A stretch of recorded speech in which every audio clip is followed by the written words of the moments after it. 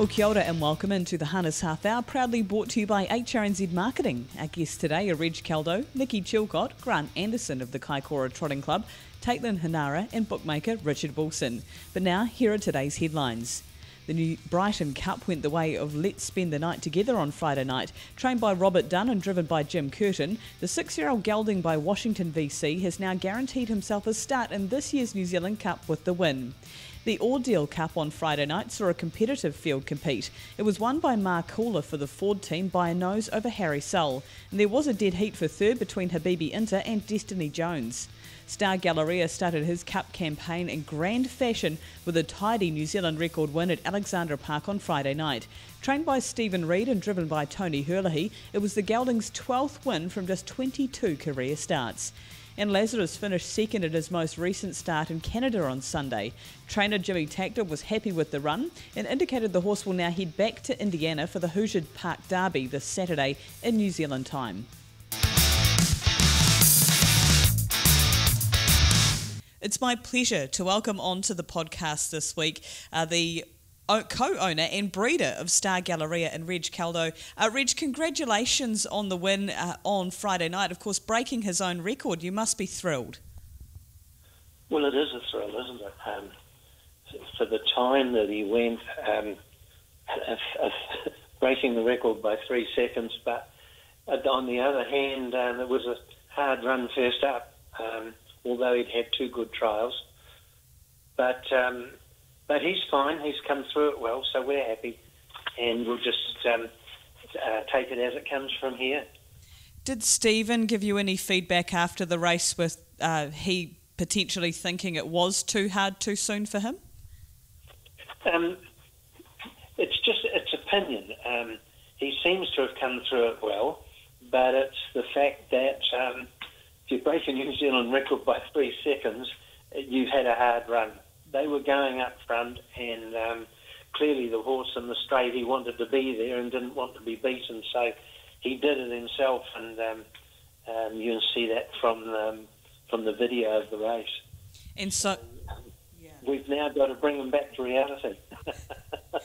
Yes, but it must be extremely exciting, given that was his first Cup into a New Zealand, into a New Zealand Cup campaign. Do you start even daring to dream what that second Tuesday in November might be like for you? Well, I think I might have missed 1 Cup in about the last 30 years, so the dream's been there for a long time. But look, in racing, we've got to take it as it comes, don't we?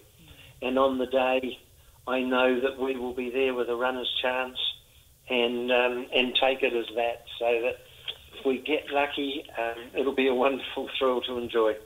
Most certainly. And Reg, your involvement with harness racing is so emphatic. It's I just looked up the list of horses that you've been associated with, and there's been some remarkable names. And when you start looking into the pedigree of Star Galleria, you see the likes of Stars and Stripes and Lazarus. It's a very special family.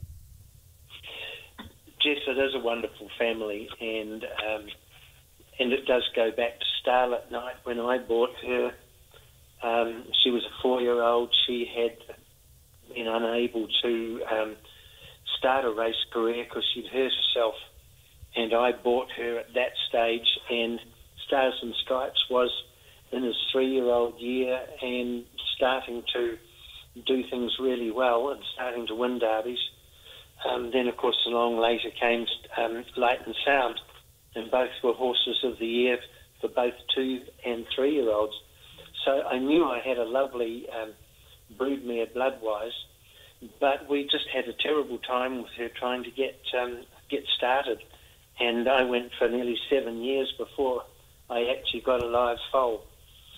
The most important thing really that comes out of it, firstly, was Night of the Stars, and he was a very nice horse, but really the one that is the classic, apart from Star Galleria, was the mare Star of Venus, and although she won 3 races, she just went on and she had her time trial and broke a New Zealand record and went 153 flat that particular day. Jimmy Drover and Ricky was on. No, Ricky Drover and Jimmy was on the GP that day at Ashburton. So that was a wonderful start. But Star of Venus she's had 6 foals. Her first 6 foals were all colts, and we've had a wonderful run with them. Star of Dionysus won 12. Vegas Star, he's won 14. Star of Memphis has won 10. And now Caviar Star has won 5. I think we've won, the mare's progeny have won 43 races, those 4 horses. And they've won each of the last 2 Saturdays. Well, it's a very timely interview then, Reg, given the success of this family. And being an owner and being involved with a horse like Star Galleria must be special in itself, but it must give you a real unique sense of pride when you've been involved with this family for so long. Yes, it's huge pride. I have to say that part of that huge pride is that I've spent quite a lot of time with David Phillips, guru of New Zealand breeding. We've spent a lot of time together on the phone over the years, talking various sires and sires to go to, sires not to, and that David's played quite a large part in my breeding results, and I must say that at this time. But it's a game that keeps you on your toes. You cannot ever be blasé about it or cocky about it, because I've been around long enough to know that it just knocks you so quickly. And it all, as you well know, it happened to Star Galleria. And he's a beautiful 3-year-old, and then he injured himself very badly just after the Sires Stakes final and was out for 6 months. So you take your successes as they come, and also I well recognise that you're always only as good as your last performance. Yes, that is a stark warning, but I guess it makes celebrating these wins even more special. And going forward, Reg, as you say, you've had such success already, and beautiful bloodlines to be able to follow going forward. But as an owner and a breeder, is there a pinnacle for you? Is there a target? What are your goals? Yes, the goal certainly is the New Zealand Cup. The second goals are to be racing in Group 1 with your youngsters. But the first goal always is to get them to the races and to have success. And of course, we have to be able to sell. But and being with good trainers, and I have been lucky to be with good trainers all the way through my breeding career. Stephen Reid is exemplary, and I really do have to say that Stephen is. He's so careful, and he's just a pleasure to work with. And as you well know, he's very open, so he tells you everything. There's nothing hidden. Yes. And when you're dealing with livestock that is so valuable, both financially but also in history with you, you need someone to call a spade, don't you? Oh, absolutely. I've waited with Star of Venus. She's finally had a filly last year, who's a yearling now by Better's Delight, and of course Jimmy Curtin's my son-in-law, and he has had a lot to do with getting the family started. So that filly will be going down to Jimmy very soon, and hopefully she will be be racing for us in the next couple of years. My goodness. Well, as I said, Reg, the list of horses that you've been involved with is exemplary, and your achievements so far have been magnificent. So I thank you very much for your time on the show today, and good luck with Star Galleria. I know there would have been anxious times, as you say, after a hard run first up, but to break a record in that state, everyone's very excited for you going towards the Cup. Oh, thank you, Jess, and we're very proud, and fingers crossed for races going forward. I know it's so much appreciated your call. Thank you. And in our social media news update, starting with New Zealand, junior driver Taitlyn Hanara picked up her first winning drive when successful with Phoebe Gem at Alexandra Park on Friday. Well done to Taitlyn. From Australia, Alabar Stud have been sharing videos of their stallions at a recent parade in Victoria. For more on their stallions, you can follow Alabar on Twitter and also Facebook. And from the USA and Canada, the Little Brown Jug is on this week in Delaware, Ohio. For more and latest news, follow the Little Brown Jug on Facebook and also Twitter. And congratulations to our awards tickets competition winner. The winner there is Malcolm Little. Congratulations, Malcolm. You have won 2 tickets to the annual awards on Saturday, the 29th of September at Alexandra Park. It's a pleasure to chat to Nicky Chilcott, of course, North Island harness trainer. And Nicky, before we kick things off, a great season for you last year, 26 training wins. You must be thrilled with that. Oh, yeah, I was over the moon, Jess. It was, probably, I think at the beginning of every season you sort of don't set a goal as into how many you can win. I think it's more about maximising the stock that you've got.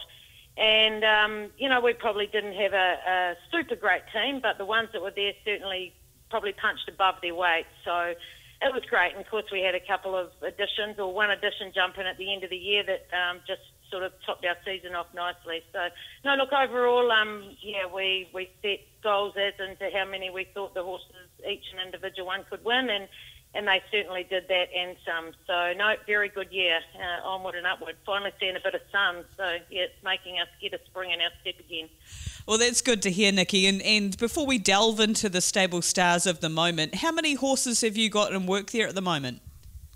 Oh, we're probably as busy as we've been in a long time. I sort of promised myself a few years ago I'd scale back, and it just sort of, we did for a little while, and then I was sort of a bit worried I didn't have enough work, and so put some feelers out, and actually Brent Mangos was really good to me, gave me quite a few to break in, and yeah, it just ended up, a few of my owners bred, and we bought a few. So, yeah, we're up sort of, around about 25 at the moment, which is a really big number for us. But, provided, things sort of keep ticking along, we'll probably sit at that for a wee while at the moment anyway. And you alluded to, Nicky, earlier that you had great success during the season and a few surprises. Would you say Monaro Mia has really stepped up? Oh, look, she has. I probably got lucky, to be honest, and, she had a terrific foundation down there with Graham Neal, and he did all the hard work, and it was like I just got to have the glory at the end of it. So a lot of credit must go to him, and John Brinston, who, trusted me enough to put her in my care, and, a big thank you must go out to them. But, look, she did. She just rose to another level when she came up here, and just couldn't have been happier with the job she did. She's not a great track worker, so we didn't get too excited about her when she first came, but she sure just gives 110 on race day, and, that's what they actually end up being the best horses. The great track workers often let you down, but the ones that just do what they have to at home and step up when they go to the races are the ones that you like, and she certainly did us proud. At the time of this recording, Nicky, you're heading to Alexandra Park with her on Friday night. What are the long-term plans this campaign for her? Look, she's got to have a break at some point in time, and we talked about that after the Jewels and said, she's got to have a break, and we thought, owner was sort of keen to race her a little bit through the winter, and now we've dragged on through the winter and we're coming into spring. But look, she does have to have a wee bit of a break, although I'm saying that she's probably racing as good as she ever has, but they're not motor cars, and they can't just keep going. So, look, she'll race this week, and then in a fortnight's time she'll have the owners actually coming up to the awards. So he's really keen to see her race. Obviously, he hasn't seen her for a wee while. He came up for Jules Day and hasn't been up since. So he's going to watch her race on the 28th of September, and then she'll go out for a wee break then. She's in a really difficult predicament at the moment, which is always a good one because she's won herself to that predicament, but she's got to come back as a 4-year-old mare now, and she's raced only age group, and it's a huge step up for any horse to race from age group to stepping up, and essentially she has to go into open class. So we're a little bit up in the air about where she's going to find herself this year. To race on the likes of Speeding Spur, who obviously we are this week, but with a great handicap against them, to race them off level marks is going to be a big ask. So I'm going to take Juice Brogden to Australia at the end of the year, beginning of next year, for some big mares races. So it may well be that Hanara mare joins her as a travelling companion. We're still just a little bit up in the air at this stage, but that could be a really good option for her. Fantastic. And speaking of Juice Brogden, she's just been such a tough campaigner. Whereabouts is she at the moment? Yeah, she's just been back in work about 5 weeks now. She had a 6-week spell and, look, just did race great last year. She was in a couple of races, ended up being the sectional standout, but drawing bad and getting back, and, and some of the big ones, and especially in the Queen of Hearts, her sectionals were the best by a stretch, but just drew bad and couldn't get into the race. So, look, she's been a great horse for our stable and will continue to be. She's only 5, so she's only young, and she'll have another season. We thought last year we were going to take her to Aussie, but just probably a year too soon. So this year we're really targeting Australia and a couple of the big races, or 3 or 4 of the big races over there. And then provided she gets through that well and obviously has to go to the next level, then we'll look at a New Zealand Cup campaign for her the following year, and then she'll become a mummy. Oh, fantastic. Well, it's great to have such lofty targets for her, and the connections too, because they've been quite loyal supporters of yours. Oh, absolutely. Look, the Bowens, who are primary owners of her, and they leased her to some friends that have also been in the stable for a long time. They're just, they're great friends as well as owners, and they're good people to train for. They know that I've always got the horse's best interest and always put that first, and, they leave everything up to me. So great people and great friends, and it's just really neat to have a good horse for them. Oh, so exciting for you and the team. And speaking of exciting, Nicky, if anyone's ever wanted to get into ownership, now is the time to join White Star by the sound.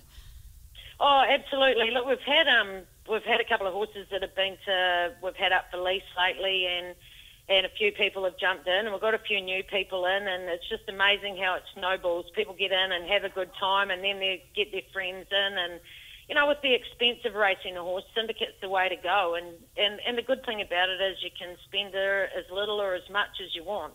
The lease ones, there's no upfront cost, and then if you only want to spend $10 a month, you just take a little share, but those ones are all full at the moment, although they're all always coming up. And check out the Facebook page for syndicate opportunities.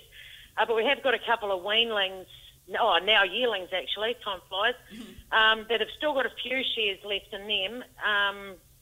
Bought them at the weanling sales last year. One's he's watching colt. Graham Anderson has actually got the first foal out of the mare. I think it's now 3, and he liked it that much that he's talked his owners into taking shares in this one. So a big thank you to him for letting go of his owners and putting them into racing up here, which was really kind of him. But that's, how much he thought of it. So, that we've still got shares in that one. And also a half-brother to Jack Tar, who did a nice job for us this year, and he's a couple of weeks away from trialling, and he's come back really big and strong too. So, a couple of good opportunities going forward there for people, anyone that's interested.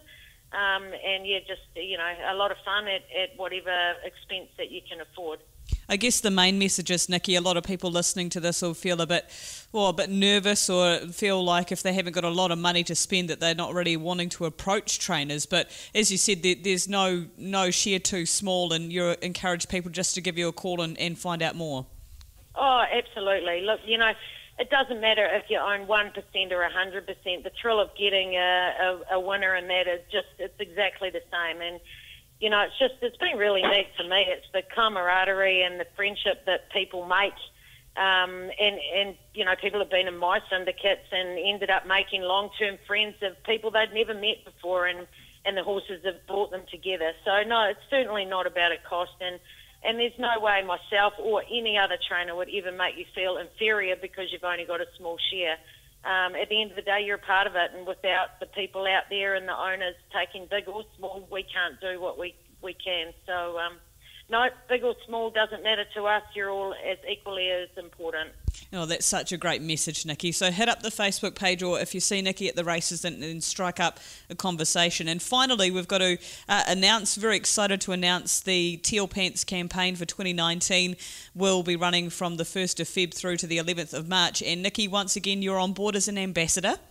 Oh, I am too, Jess. What a fabulous cause it was, and as was quite documented last year, it was a cause close to my heart, with my mum being a cancer survivor. So, no, look, I jumped in boots and all and was actually honoured again to be asked to be an ambassador, and as I say, fabulous cause, and I think we've just got to go hard and try and get some more money this year. We certainly, it was a good start last year, and a few more girls on board, and obviously girls driving a lot more nowadays, so that's going to make our job a bit easier. So, no, looking forward to it. Fantastic, and we might have to line up another fashion shoot for you, Nicky. Oh, I don't know about that. Once a decade's enough, I think. Once a year's going to be way too much. I caught plenty of flack over that. But no, look, in all honesty, it was a lot of fun, and it was good to get it out there in the public eye. Oh, good on you. You're always up for a bit of fun, Nicky. Thank you so much for your time, and I'm sure you'll have plenty more owners coming your way after this. Yeah, cheers, Jess, and thanks for all your hard work. You do a great job. Keep it up.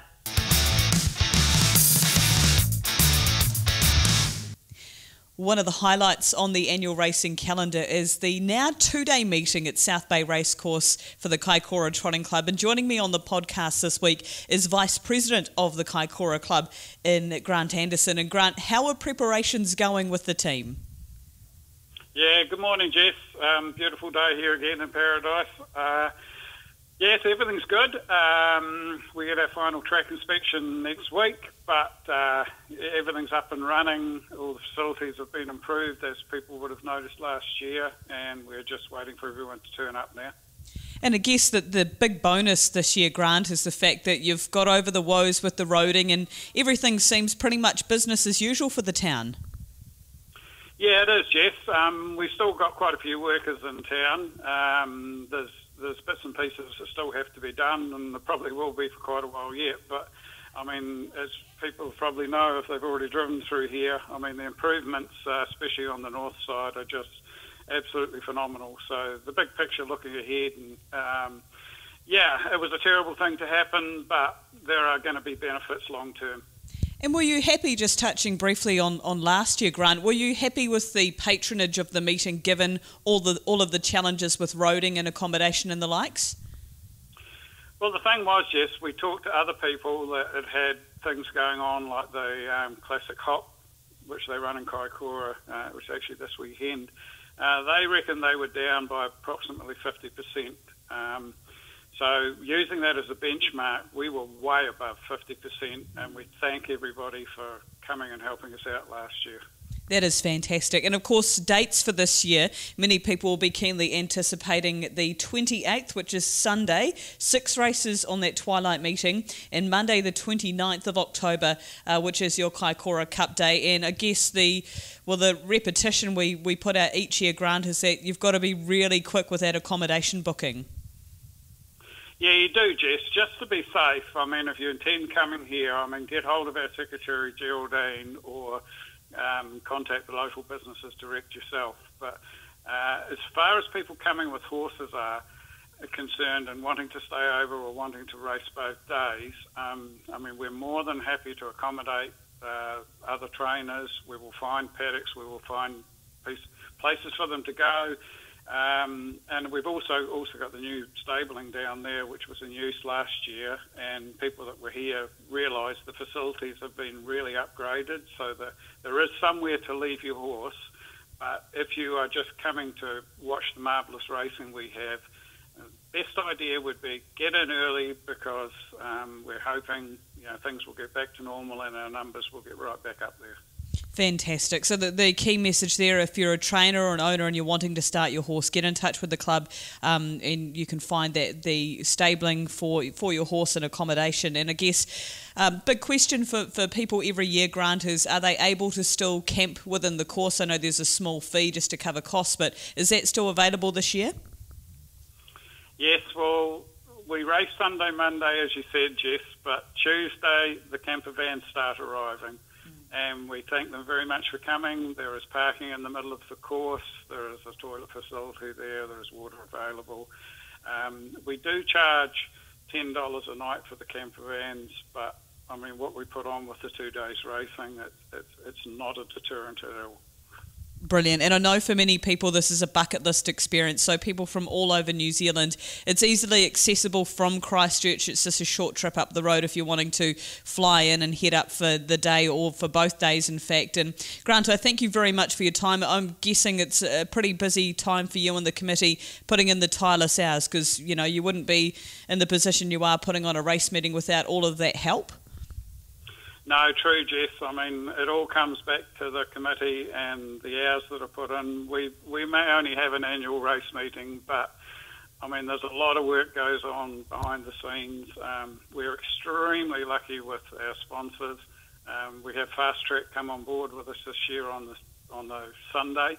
So we're actually going to be racing on the Sunday for the same stakes as you race for at Addington on a Friday night, which is just phenomenal. And of course, Alabar, I mean, they're just great sponsors, and they're all behind us on the Monday. And what we've tried to do is we've talked to the handicapper, and we've tried to open our fields up.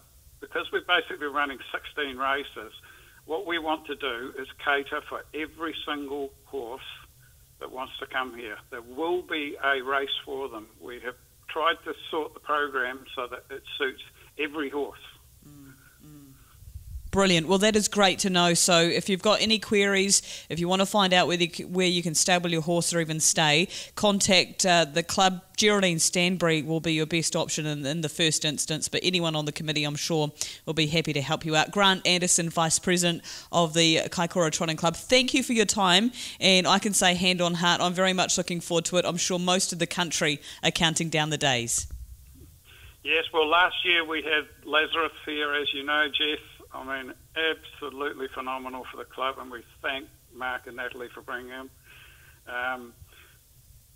It's just a super day, and we're putting on super racing with super horses, so you want to be here. The Australians want to be here. I cannot see any reason why anyone in the Christchurch or Marlborough area wouldn't want to be here as well.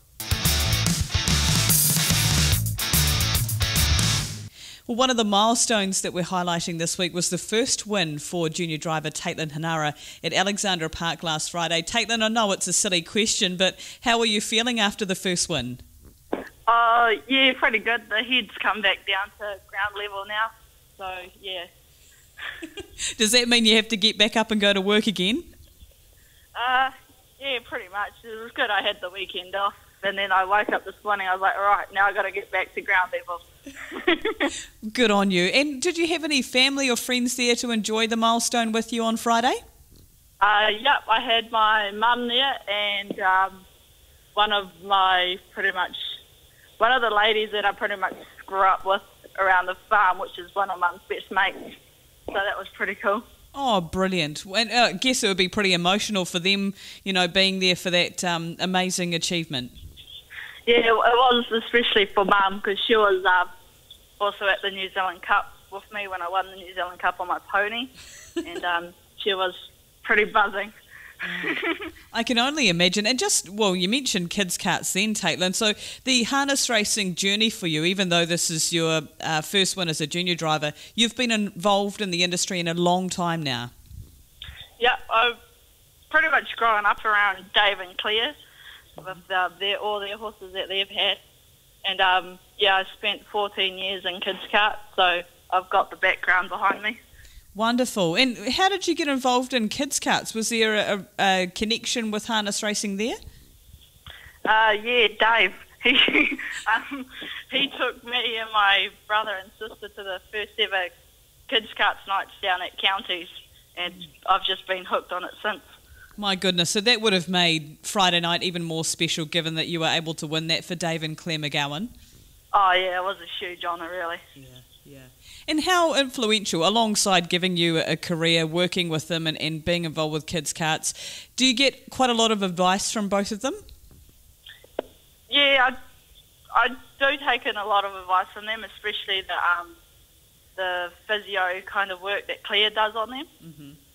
I like to do that because, you know, if your horse isn't feeling right, then something's got to be wrong, whether it's body, mind, or just whatever. Yeah. Do you think that that's something that you'd be keen to learn a lot more about going forward and use that in future?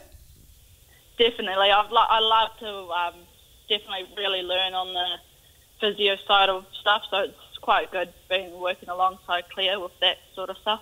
Mm-hmm. And in terms of drivers, Taitlyn, is there anyone that you look up to or has, you know, given you advice and been influential in your driving career? Yeah, fellow junior driver Alicia Harrison. Mm-hmm.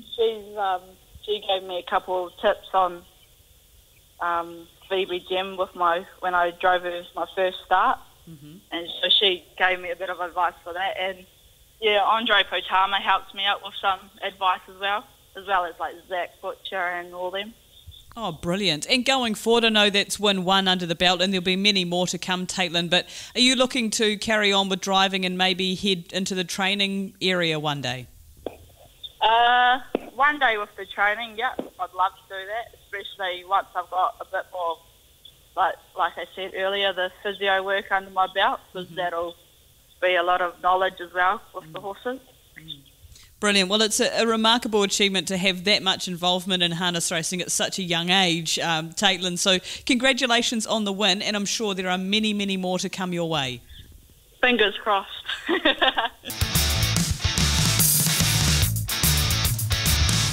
Once again, we're joined by bookmaker Richard Wilson in our bookie update here on the Harness Half Hour. And Richard, we're really starting to ramp up our New Zealand Cup prep, and just looking at Friday night, Alexandra Park first and foremost, and Star Galleria making light work of his 20-metre handicap there.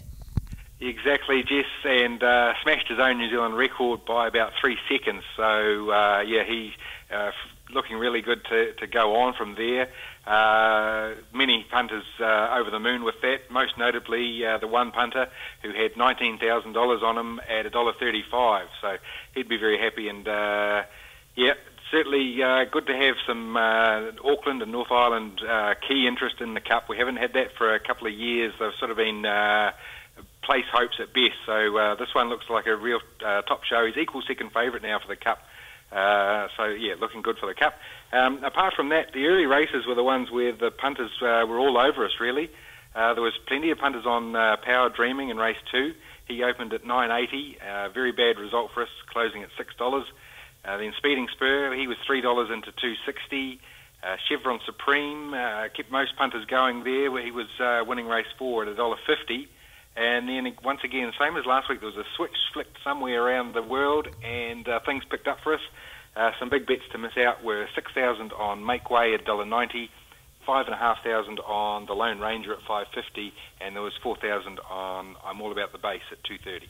And as you mentioned, North and South Island interest, Richard. We had Addington on Friday night as well, with traditional lead-up races to the Dominion and also the New Zealand Cup, and it was a touch tougher there for punters by the look. Yes, indeed it was. It's sort of the main one was the feature race there, Jess, the Fixer. He was generally expected to be far too good for them. Opened at $1.70, and he was back right in. It takes a lot of money to get in as short as $1.35, and that's what happened. The largest bets there, $5,000 at $1.60, $5,000 at $1.45, and another $4,000 at $1.45. So when he got swallowed up, that was a good result for us. And of course, it wasn't any horse that was doing the main swallowing up. It was the roughie Let's Spend the Night Together down the outside. So it sort of certainly opened up the Cup quite a bit there. Punters are also happy in the next favourite though. They got right back on track. Nakuru. There was $3,000 at $250 and another $5,000 at $240 there. So we're straight back on the horse, so to speak. And also netting a nice collect there, $7,000 in the first on Scarlet Banner at $1.70. It looks like there were a few misses there for punters as well, Richard. Yeah, thank goodness there were a couple. Mongolian Machete, $5,000 and $4,000 bets on there at $220. And I don't know if you noticed, Jess, but there was a couple of dead heats for thirds on the program, and they both featured Samantha Otley. Now, last year, Samantha had figured in 4 dead heats for first. So that's 6 dead heats out of, and there's not very many dead heats nowadays with the technology we've got. So for some reason, Sam quite likes sharing the spoils. Well, nice bit of train spotting there too, Richard. A bit of research gone into that. Love your work. And Sunday at Methven, it always warms the heart when you see that grass track racing kicking off for the new season. Sort of, yes, it usually does, but it was the punters' hearts that were and pockets that were getting warmed up on Sunday. We got cleaned out in just about every place book, Jess, and there was quite a number of big movers that were getting home first as well. The best bet there, $400 on Copperhead Rose at $21. Now, that was placed about 8 minutes after we opened on Saturday night, so there was a lot of confidence in that camp. Copperhead Rose, he closed at, I think it was $10, and it was a very bad result for us, 21 into 10. You're losing all day. The other nice bets there, $200 on Mr. Midnight at 14, and he closed at $9.80. There was $1,400 on Ricky May to win the Drivers' Challenge at $2.80, and a $70 bet on Monachi in the first at $46. Now he closed at $26.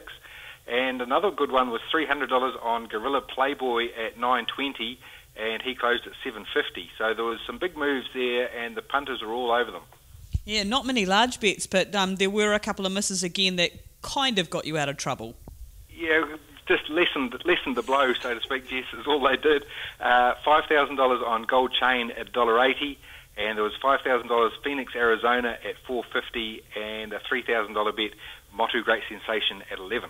As you mentioned, Richard, those futures markets are still open for the Cup Dominion free-for-all and the Interdoms. And after last week's features, where have the moves come? Yeah, well, Star Galleria, the main one, he's come in. He was $8 into $6.50 after his win, and on the same night, the fixer moved the other way. He was $6 out to $8. And let's spend the night together, of course, after that win. He was as long as $151, and he's now into $61. So those are the main moves in the Cup. And in the Dominion, Speeding Spur was very good, $6.50 into $5.50. The Lever's Gift was very impressive, $41 into $18. Makula won as well, $31 into $21. We haven't seen Mombay yet, so not too sure what's going on there. He's $3.60 out to $3.80. And Amaretto Sun was pretty disappointing, $26 out to $35. And of course, don't forget tab.co.nz for those futures markets. We've also got the free-for-all, the Interdoms for Pacers and Trotters. And multi of the week, my goodness me, someone has made a genius move this time. Yeah, this is a sensational bet, this one. Jess just plundered the top 3 markets at Methven. We'll start at the top, I suppose. $60 boxed multi on Star Dude at $4.80. Unfortunately, that one finished 6th, luckily for me. Then Sounds Better at $1.95, again top 3. Our Granco LB1 at $1.70 to run the top 3. Now that one only managed 6th as well. Then Flying Master, then he came good. Flying Master Williams at $3.10. Star Success at $4. Argentina to beat Australia in the rugby, $3.75. Bow Vista at $2.45. Shadow Minister $2.50. Missy Castleton at $2.10, and one more, Mr. Midnight to win run in the top 3 in the last at $3.50. So that $60 bet with 2 misses still returned $6,319.50. And I haven't had the guts to work out what it would have been had those 2 run in the money, because it might be scary.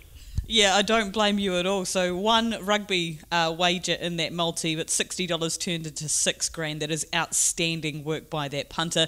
Richard, thank you very much for your time, and no doubt it's just going to get more chaotic for you and your team as we get closer to Cup time. Yeah, well, exactly. Things do ramp up a little bit this week, Jess. So, of course, Sunday, Hannon Memorial Day, so I can't believe it's come around quite so quickly, but that's happening on Sunday, so another key lead-in to the New Zealand Cup. Hopefully a piece of the puzzle will fall into place there. And we're sort of back to a normal week this week, Thursday, Friday, Saturday, Sunday. So we missed out on a Thursday last week, but we're back to normal now. And coming up this week in the harness racing world, we start Thursday night at Addington Raceway. Friday, we'll see Alexandra Park take centre stage. Then Saturday at Ascot Park in Invercargill, we see Saturday afternoon harness racing action. And Sunday, of course, it is Hannon Memorial Day at Oamaru.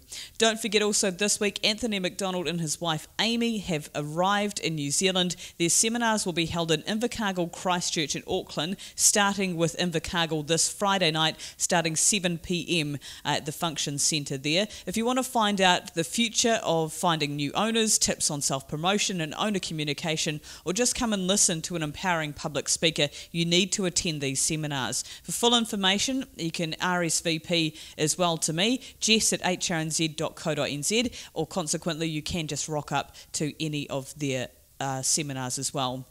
And that's it for this week's Harness Half Hour. Thanks to HRNZ Marketing. The Harness Half Hour podcast now available on the Punters Lounge on tab.co.nz, along with Spotify and iTunes.